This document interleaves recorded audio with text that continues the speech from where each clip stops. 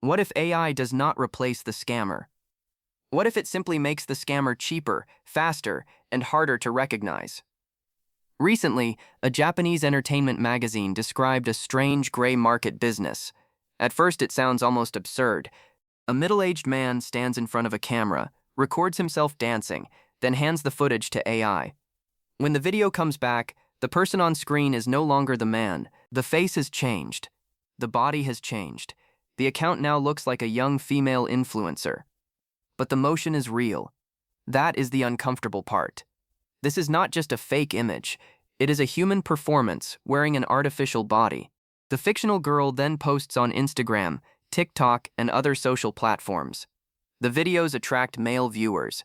The account chats with them, reacts to comments, and slowly guides them toward closed paid communities. There, the product might be photos, exclusive videos, or monthly subscriptions. But that is only the surface product. The deeper product is attention. The customer is not just paying to see an image.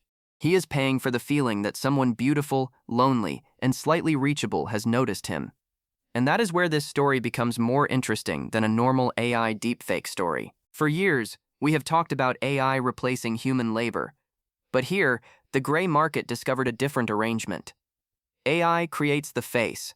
The man behind the account creates the emotional trap. This is a reverse human-machine division of labor. In many AI companion products, humans design the character, then AI handles the chatting. In this case, the order is reversed. AI manufactures the body, the face, and the short video supply. A human operator writes the persona, watches the reactions, adjusts the timing, and controls the illusion of intimacy. The tool chain described in the report is almost frighteningly simple. First, generate a pretty character, then map that character onto self-shot dance footage. Then edit the video again, adding grain, compression, and a more ordinary social media texture, so the synthetic feeling becomes less obvious. That gives the operator the basic acquisition material, a stream of attractive videos that no real model had to shoot. In the old internet, running a seductive influencer account required a real person to appear, pose, film, and keep updating. Now, the most expensive part of the operation, the person in front of the camera, can be reduced to a synthetic layer. One person interviewed in the Japanese report summarized the advantage bluntly. The talent cost is almost zero. That phrase sounds like a business insight, but in this context, it feels darker, because once beautiful faces become unlimited, beauty itself stops being the scarce resource. Luckily, the internet already has too many attractive faces. AI adds even more. So if everyone can generate a perfect face, the real competition moves somewhere else. Luckily, it moves to the story. The operator needs to give the AI girl a very specific persona, not just a college student. That is too generic, too clean, too forgettable. The example in the report was more specific and stranger. A woman in her 30s, still preparing for university entrance exams, trying to restart her life. Non-diet matters. It makes the character a little wounded, a little lonely, and not completely out of reach. She can still be attractive, but she is not presented as an untouchable celebrity.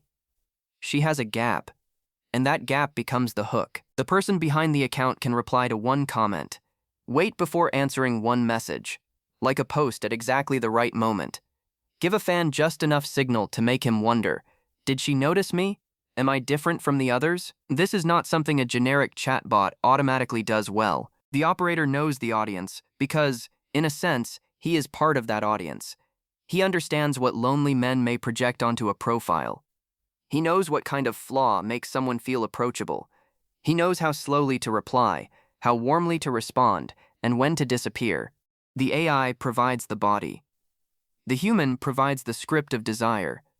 That is why this model is more dangerous than a simple fake profile. It has two layers of falsehood. The first layer is visual. The face and body are not real. The second layer is relational.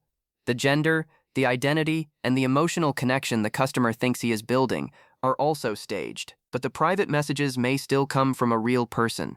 That mixture is what makes the deception harder to detect. We often imagine AI scams as fully automated machines, fake pictures, fake videos, fake voices, generated at scale. This case points to a more troublesome future, half synthetic, half human. The image is made by AI. The emotion is watched by a human. The account can be produced at scale, but the responses can still be adjusted to the victim's reactions. The machine removes the expensive cost of appearance. The human fills in the part where machines still sound hollow. Relationship management. That is a mature form of human-machine collaboration. It just happens to use efficiency for manipulation. The Japanese case, as described, sits in a gray zone, selling subscriptions, images, and attention while hiding the artificial identity. Morally ugly, but not always the same as direct criminal fraud. But the same pipeline can slide very quickly into a crime. Change the final product from paid content to loans, investments, emergency help, or direct transfers, and the structure becomes much more serious. And this is not a distant possibility. In Shanghai, a case with a similar front half has already appeared. Starting in March 2024, a 6-person group used AI-generated or edited videos of attractive women on short video platforms. They guided male users to a designated WeChat account. There, different people followed prepared scripts. They asked about names, age, work, hobbies, and daily life. To make the female identity feel more convincing, they even used voice changers and initiated voice calls. Muidis, once trust formed, another person took over. The story changed from flirting to crisis. A sick relative, a shop needing inventory, a temporary financial emergency. To make the lies feel real, they forged identity cards, medical records, hospital videos, and IOUs. 15 men lost more than 1.71 million yuan in 1 year. The main offender was sentenced to 11 years in prison. The details sound almost unbelievable from the outside. But that is exactly why this kind of scam works. It does not begin with money. It begins with attention, patience, and a character designed to lower someone's defenses. If we compare the Japanese gray market case and the Shanghai fraud case, the early workflow is nearly the same. Money. First, use a perfect face to make someone stop scrolling. Second, add a small imperfection to make the character feel reachable. Third, use human replies to create a sense of relationship. Fourth, guide that relationship toward payment. The last step can be a subscription, or it can be a transfer. The psychological engine is similar. This is why simply looking for AI artifacts is no longer enough. For a while, people were trained to check hands, eyes, shadows, reflections, and strange skin texture.